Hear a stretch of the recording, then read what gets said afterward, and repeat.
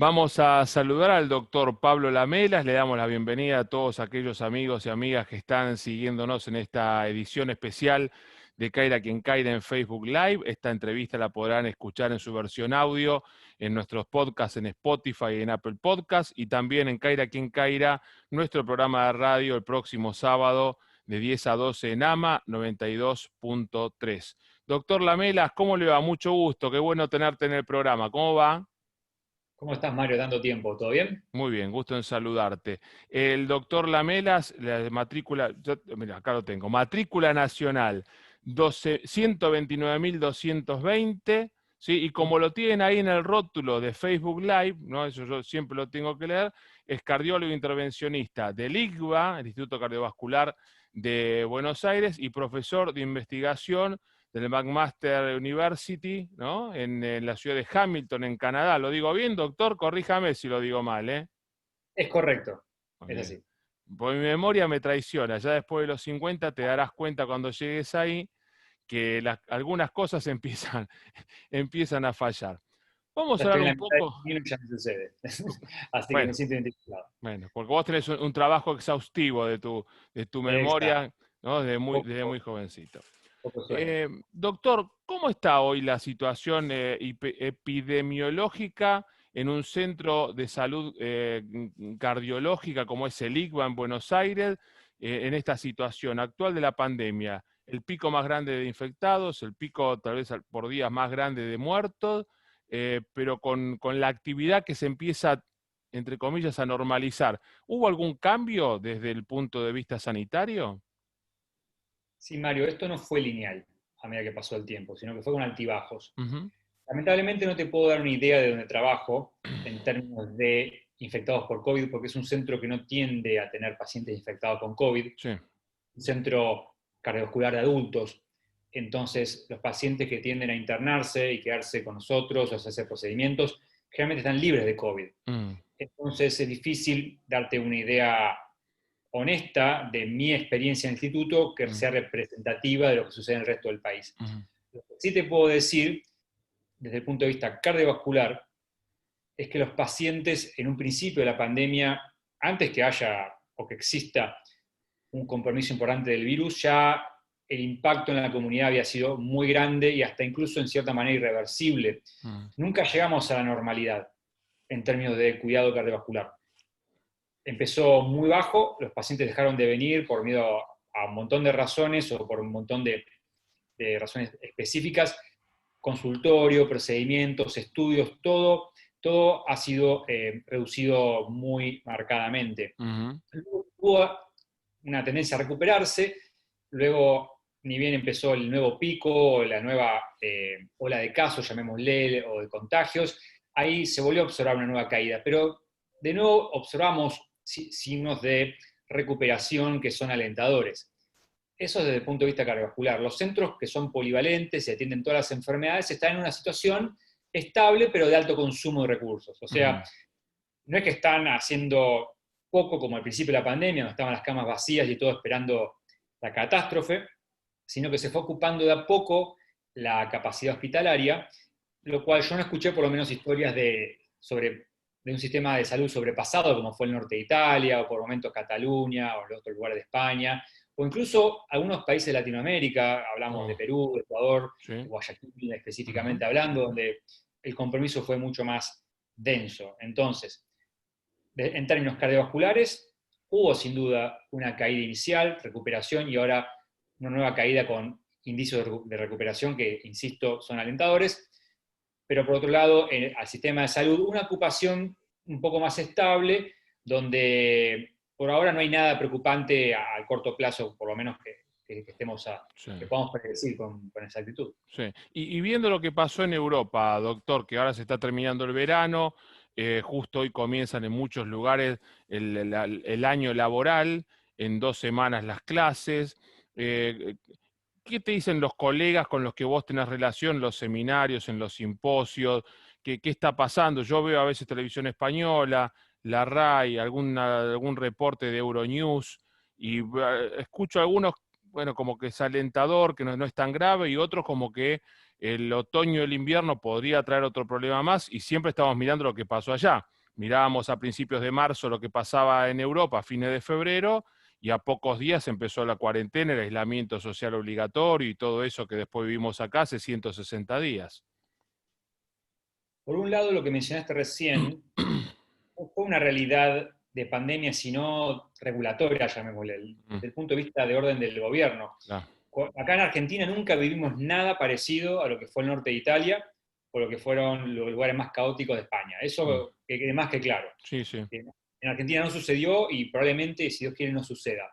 Lo que sí es cierto es que una vez que se observó esto, llamémosle catástrofe sanitaria en ciertos lugares de Europa, eso hizo que se implementen muchas medidas que sin duda se implementaron rápidamente en Argentina, lo cual tuvo efectos positivos y otros sin dudas también negativos. Sobre todo me refiero a lo que es el cuidado de enfermedades no COVID, como la cardiovascular, que sigue siendo una prioridad, ¿no?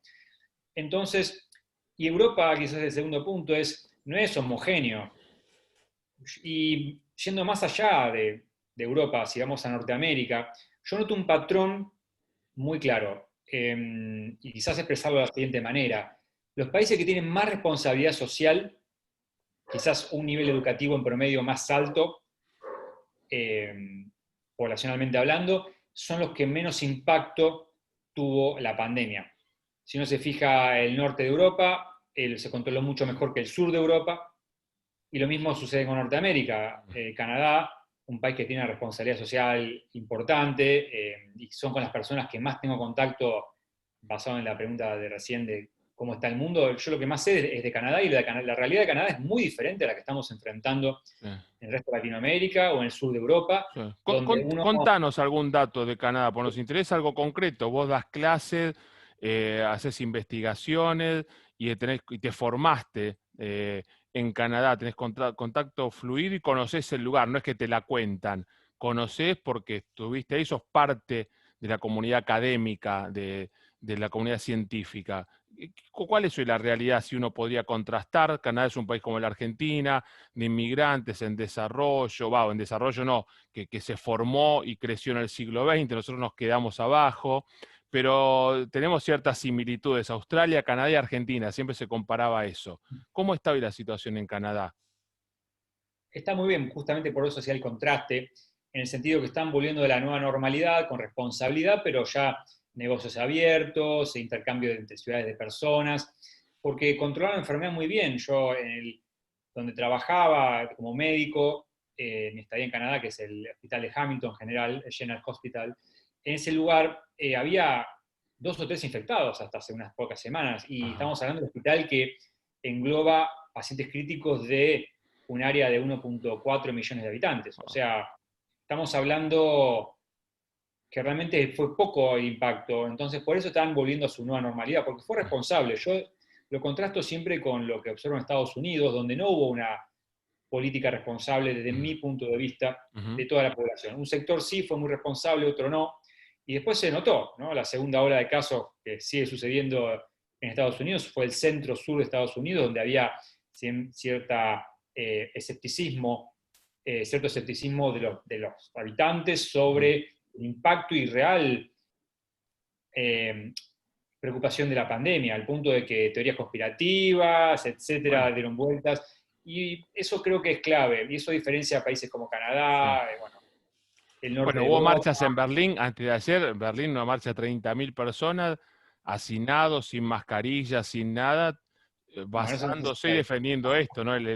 La teoría conspirativa y el anti-aislamiento y que el COVID es una mentira. Sucede, y de teorías conspirativas es un tema, creo, muy interesante, porque a uno siempre lo atrapan las teorías Mm, conspirativas, y lo que se termina dando cuenta es que la gran mayoría de las teorías conspirativas no son verdad, mm, y simplemente uno tiene que adaptarse a la realidad que le tocó vivir e intentar adaptarse. Hay muchos modelos de cómo predecir la conspiración, etcétera, pero la conspirativo desde el punto de vista de que esto es algo que se podrá controlar, que ya ujú. está la vacuna y no se comparte, Sí, como también sucedió con HIV, ¿no? Otras sí, enfermedades donde se ah, pensaba que ya había una vacuna y no se publicaba por temas de conspirativos de la farma. La verdad que siempre es muy difícil corroborar cualquier teoría conspirativa, pero sí. creo que la solución no es gastar nuestro tiempo en descubrir algo que no sabemos si existe o no, sino simplemente evitar lo que sucede, que es Mm, una diseminación de un virus altamente contagioso y que si bien su letalidad no es muy alta, mucha gente joven que hubiese vivido muchísimos años no lo va a poder hacer por culpa de este virus y mucha gente añosa con otras enfermedades no va a sobrevivir lo suficiente gracias a este virus. Entonces creo ujú. que es relevante, ¿no? Me parece que es algo que hay que disminuir en importancia, para nada, por Sí. subestimar. Ahora, doctor, hablando de las teorías conspirativas, ¿cuánto afectan a la salud de los pacientes?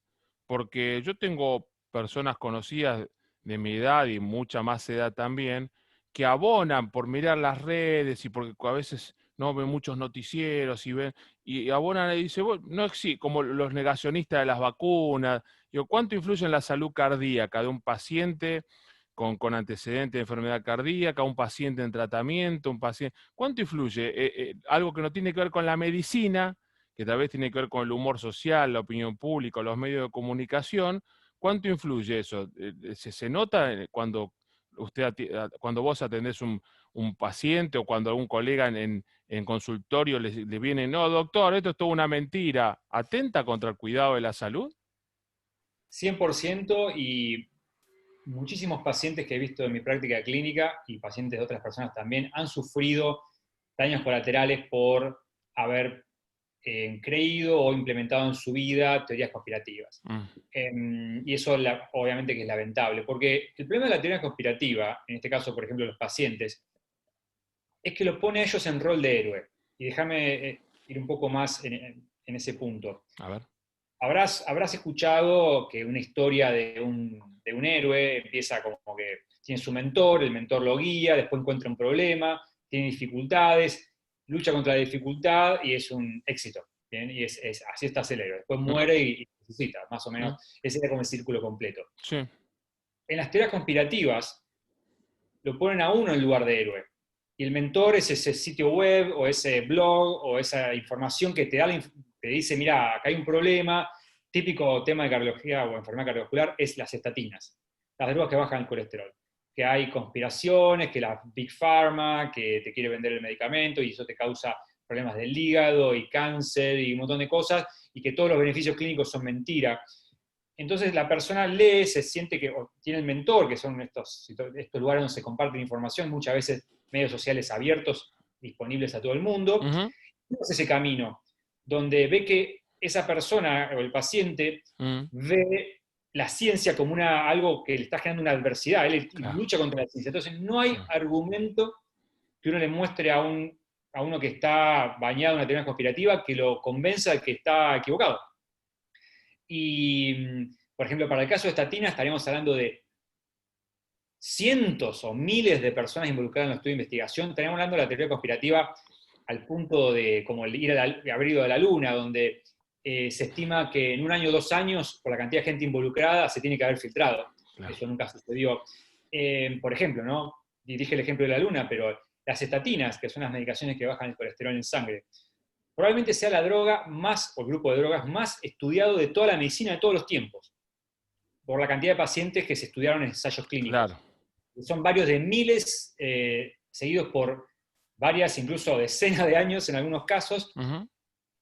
y aún así no hay manera de hacerles entender a los antiestatinas que las estatinas realmente funcionan. Tienen sus cosas negativas, como Como toda cualquier medicamento, medicación.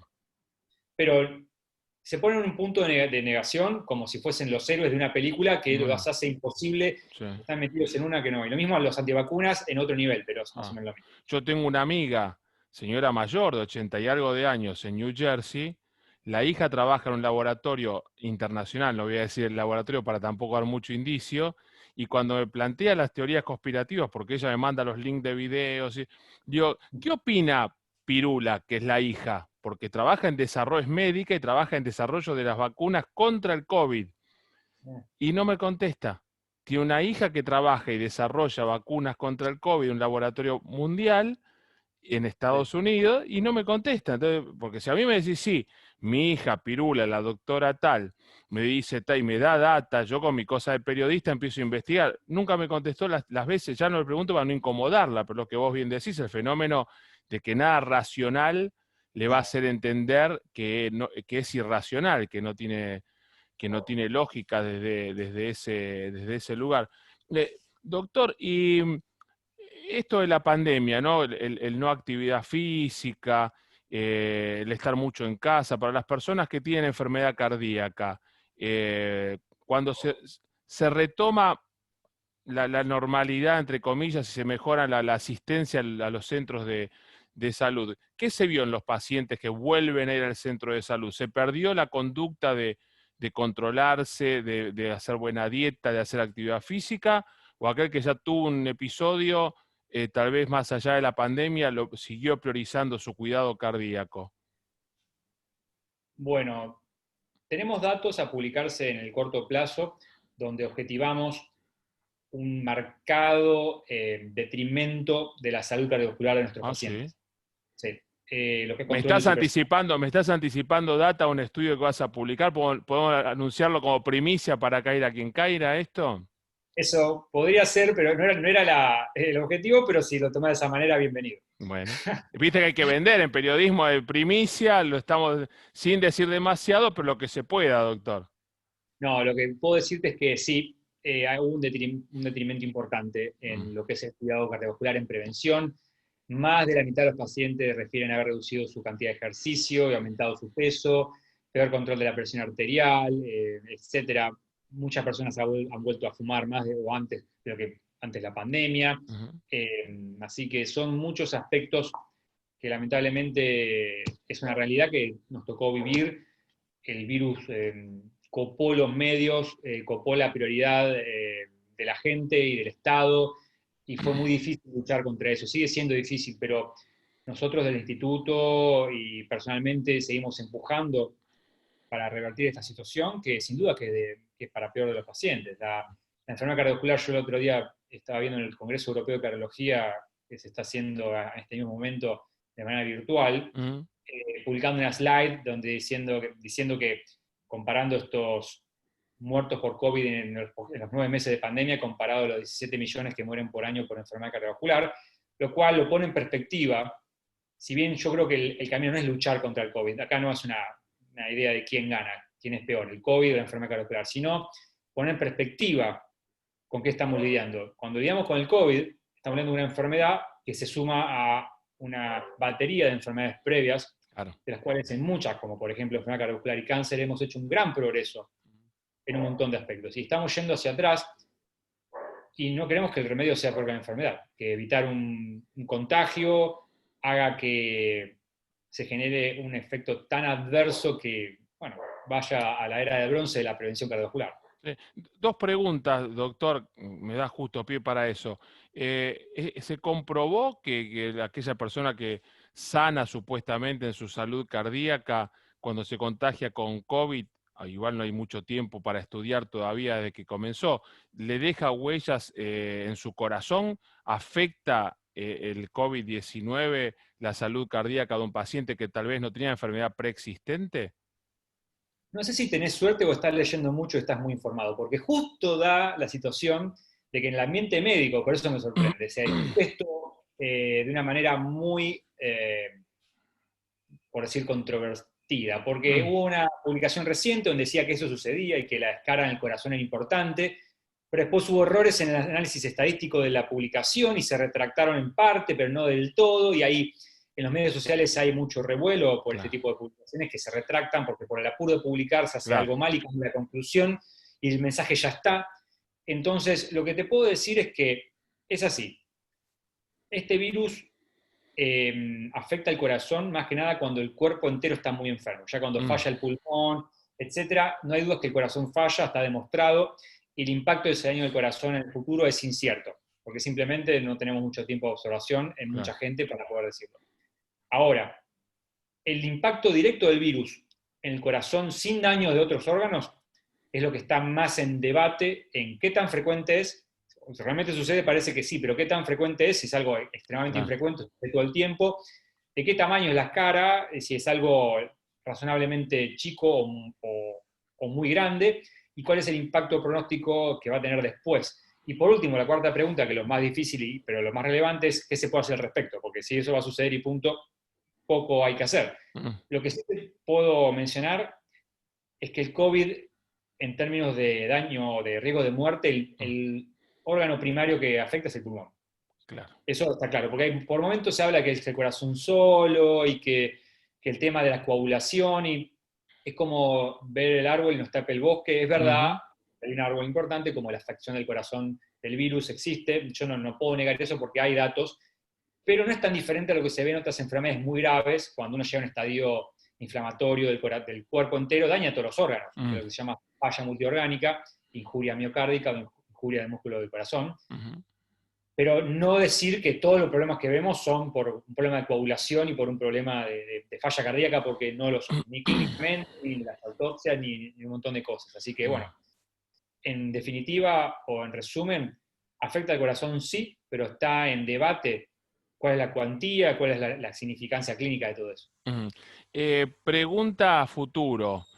Todos los políticos, todos quieren que la vacuna ya esté por los tiempos electorales.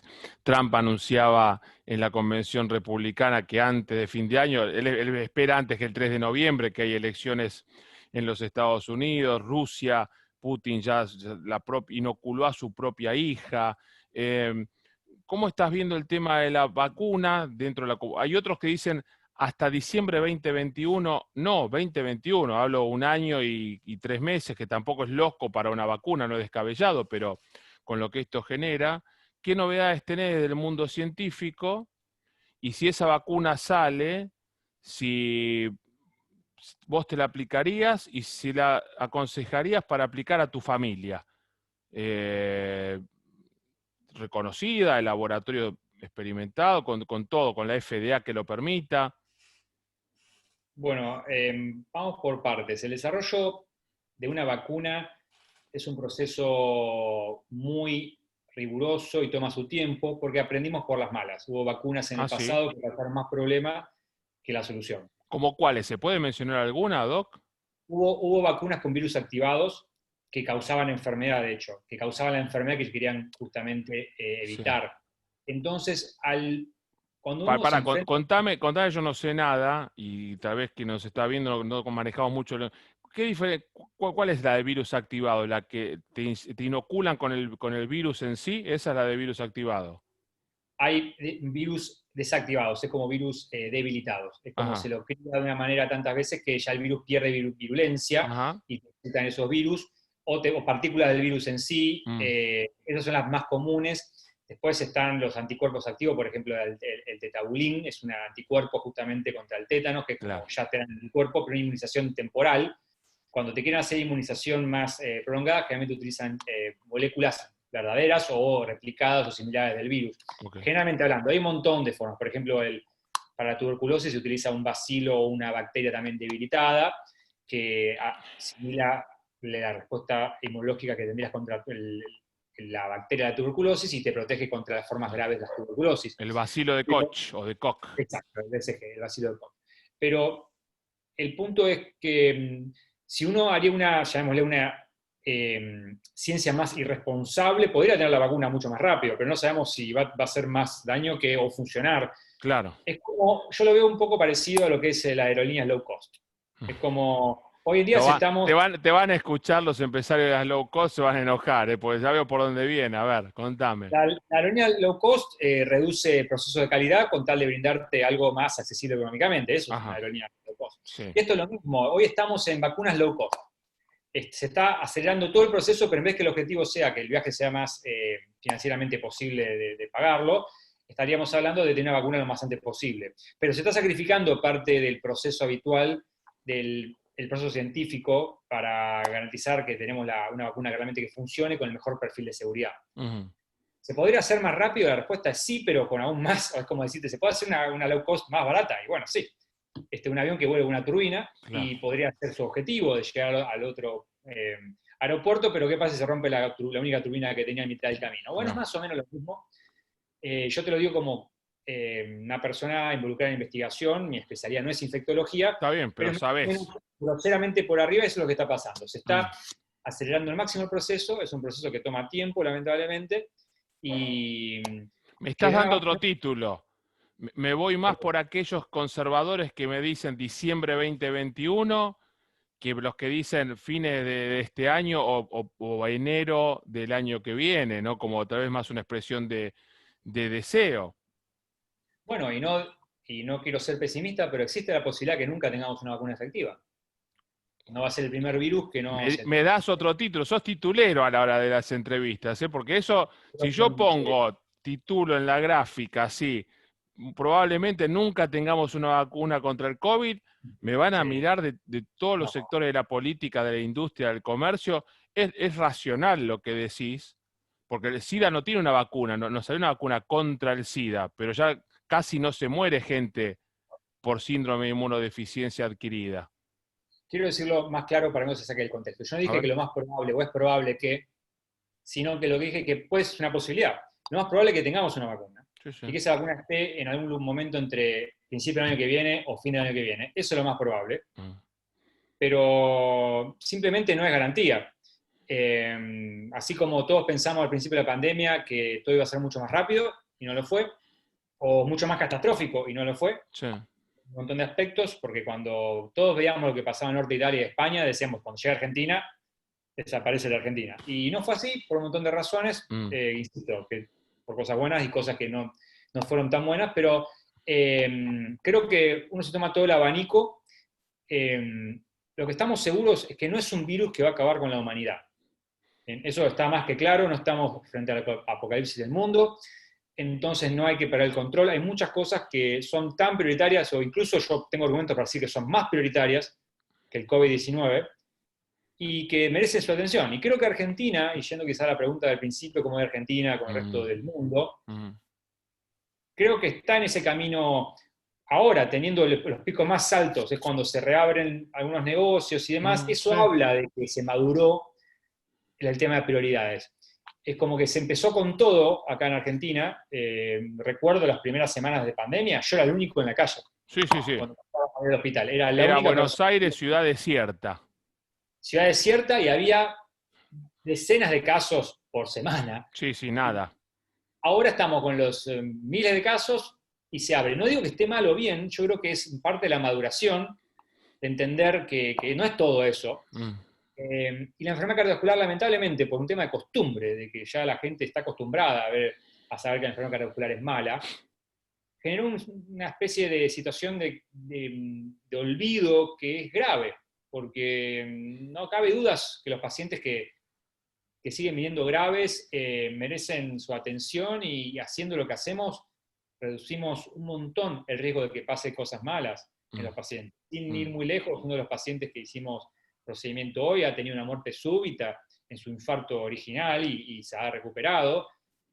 Eso es gravísimo, la muerte súbita, nadie lo pondría en duda, una persona joven en los 40, Epa. no, no estaríamos, y esto es enfermedad cardiovascular, y no hay que perderla de vista. Este paciente está vivo porque consultó a tiempo, porque fue a un sistema de salud que estaba competente y se pudo ocupar de él.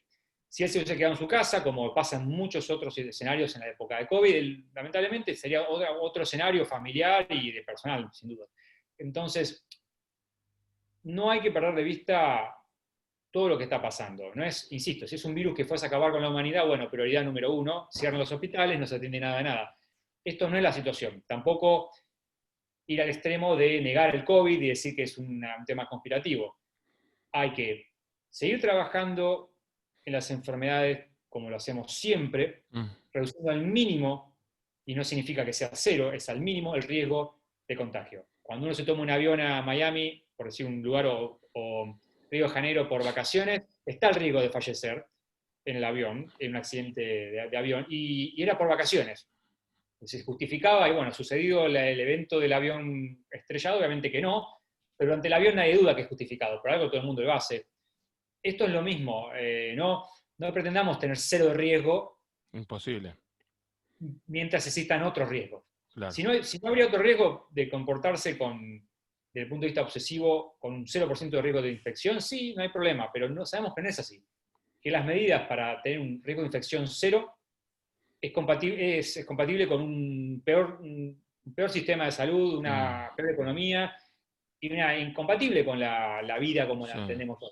Ahora, doctor, ¿sí aconsejás las recomendaciones de distanciamiento social, higiene de manos, mascarilla, todo eso crees que sigue siendo efectivo, sobre todo para esta nueva normalidad en la que se empiezan a reabrir actividades y estamos en la mayor cantidad de número de casos? ¿Eso crees que llegó como para quedarse?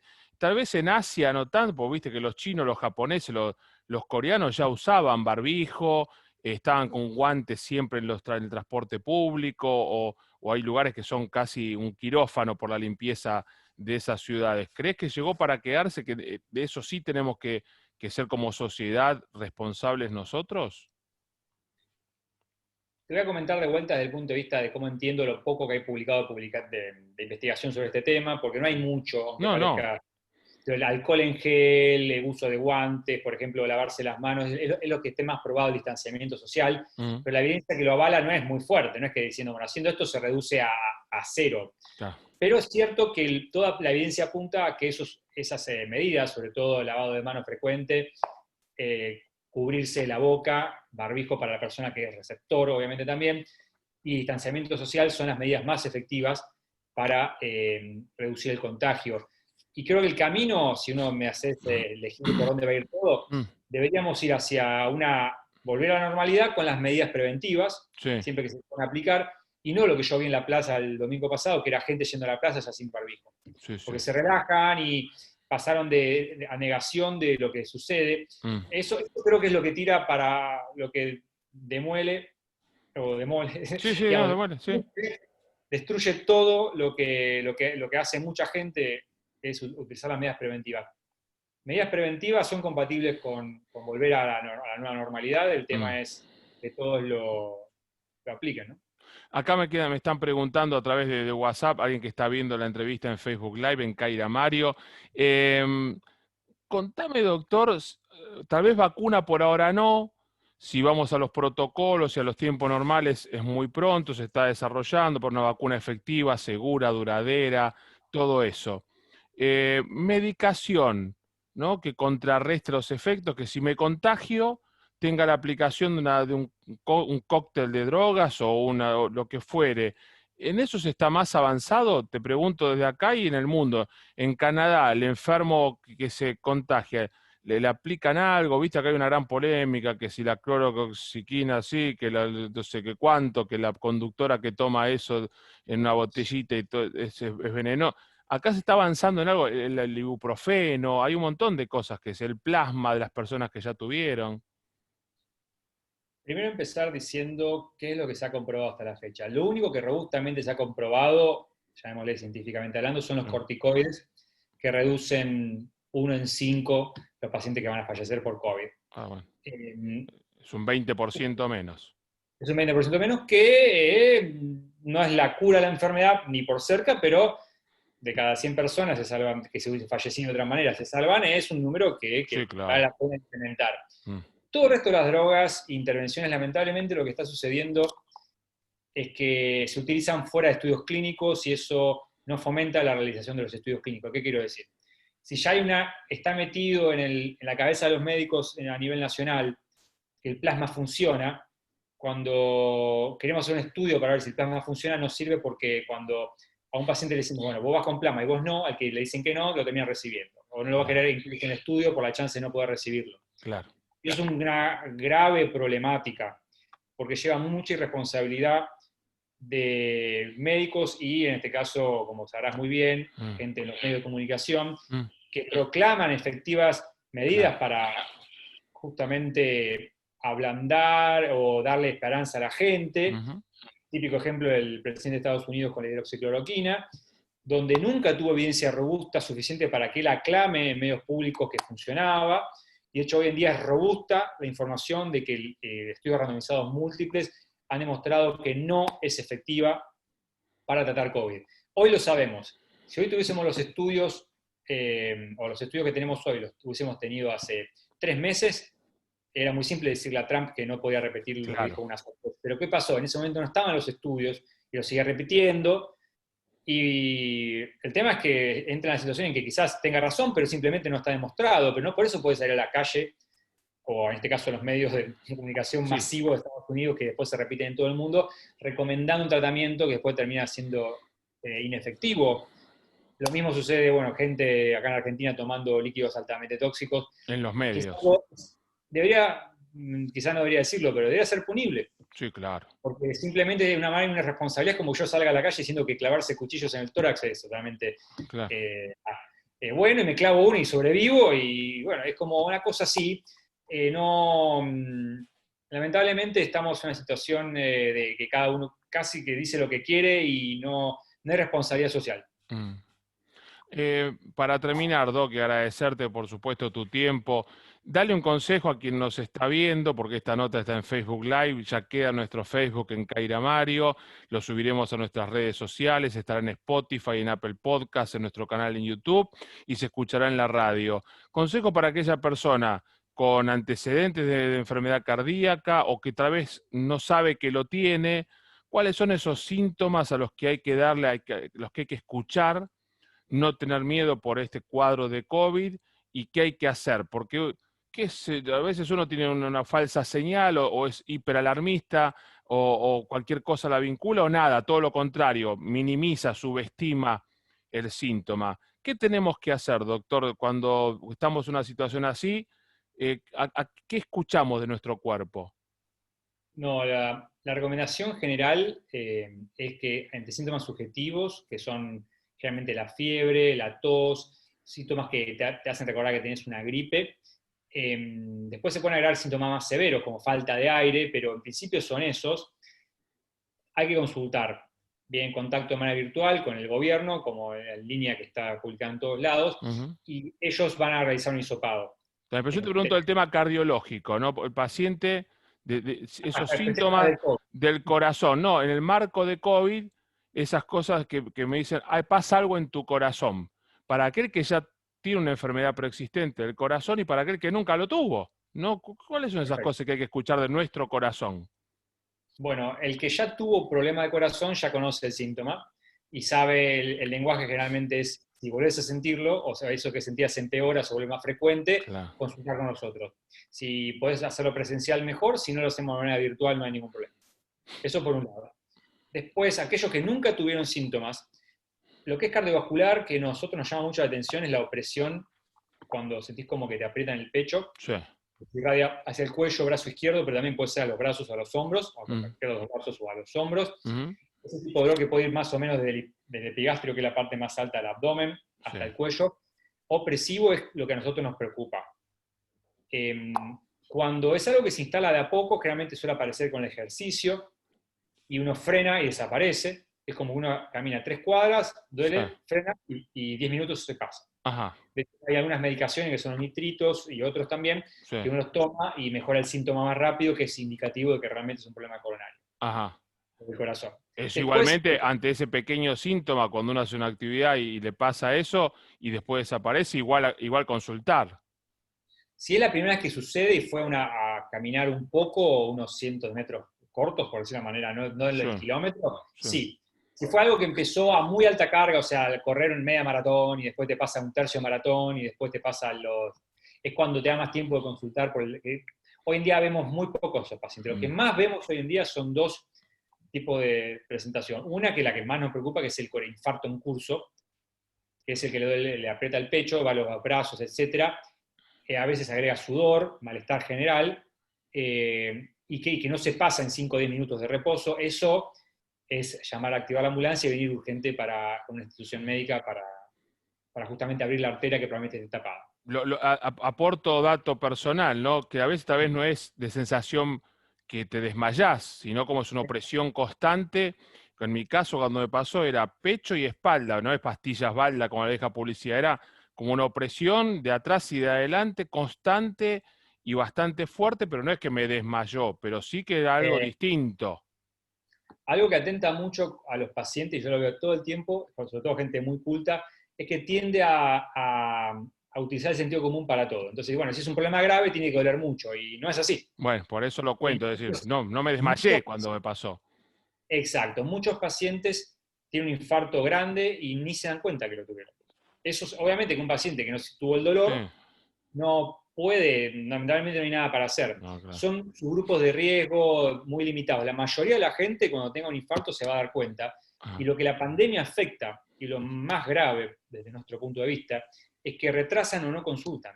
De hecho, en esa encuesta que vamos a publicar pronto, una proporción importante, más de la mitad de los pacientes, dijo que iría al hospital solo por síntomas graves. Y ese es el problema. Muchos de los infartos no se presentan con dolores graves, entonces se retrasa la consulta. no. Y eso fue objetivado con lo que ya hablamos en el pasado, reporte de Argentina de Stent for Life o Stent Save Life, una iniciativa a nivel Sí, nacional de señor. infarto, donde Mm. se duplicó la mortalidad de infarto y se explica por no solamente si los hospitales trabajan igual que siempre, los médicos son los mismos, no hay vacaciones, todos trabajan igual que siempre, los materiales son los mismos, ¿por qué se duplica la mortalidad? Hay un factor obviamente de consulta tardía. Ese es el cuadro más grave que queremos evitar. Y después el otro, de presentación incluso más frecuente, es que, bueno, ese tipo de dolor apareció y se fue. Y después vino y fue algo parecido, que es lo que llamamos el típico infarto, preinfarto o mini infarto o microinfarto, Ujú. que son arterias que se tapan un poquito, se destapan o se desprende una plaquita y baja Claro. hacia abajo de la coronaria, tapa un par de células del corazón y causa dolor. Y nosotros lo detectamos por análisis de laboratorio y después en cateterismo se hace una angioplastia Ujú. en la mayoría de esos pacientes. Entonces, esas son las dos presentaciones más frecuentes. El Sí. que de golpe le empiezan a aparecer síntomas que te llama la atención, porque vienen y se van y sugieren un problema coronario, otro que es claramente un problema coronario de entrada, que como que se tapa, una arteria queda tapada y esa es la emergencia más grande. Ujú. Más rara vez vemos esos pacientes que hace meses o años que tienen síntomas de esfuerzo y nunca consultaron. Mm. Esos son los menos frecuentes hoy en día. Bien, doctor, en otra charla vamos a hablar acá, me preguntan, pero ya usted tiene que seguir trabajando y te agradezco mucho es tu tiempo. La verdad que es apasionante hablar con alguien que sabe y que te lo cuenta sin tapujos, con toda la seriedad y el aval científico, pero de manera entendible. Acá me están preguntando algo, pero va a ser otra charla. Si un infarto puede derivar después en una ACV. Decime sí o no, y es el tema de la siguiente charla. La respuesta es sí, los infartos más graves y que llegan tarde al hospital pueden causar una ACV. Y hemos tenido casos, son pacientes, insisto, que la arteria se abre tarde, entonces el corazón ya no funciona muy bien y se forman coágulos dentro del corazón y el corazón va al cerebro. Ese es el mecanismo más frecuente. O a veces la arteria está tapada con coágulos en la coronaria, al destaparla ese coágulo puede migrar, más un mecanismo más infrecuente. Pero bueno, en Claro. fin. Mirá qué tema ya tenemos. Ya tenemos asegurado título de la siguiente charla. Doc, como siempre, gracias por tus conocimientos, por compartirlo con nosotros, por tu charla amena, franca, pero sincera, poniendo la seriedad del caso donde tiene que estar y quitando la hipocresía en el medio a la hora de contar las verdades comprobadas en el mundo científico. Vos sos un científico con mucha honestidad, por eso te convocamos para que estés charlando con nosotros. Muchas gracias, Doc. No, por favor, gracias Mario y hasta luego.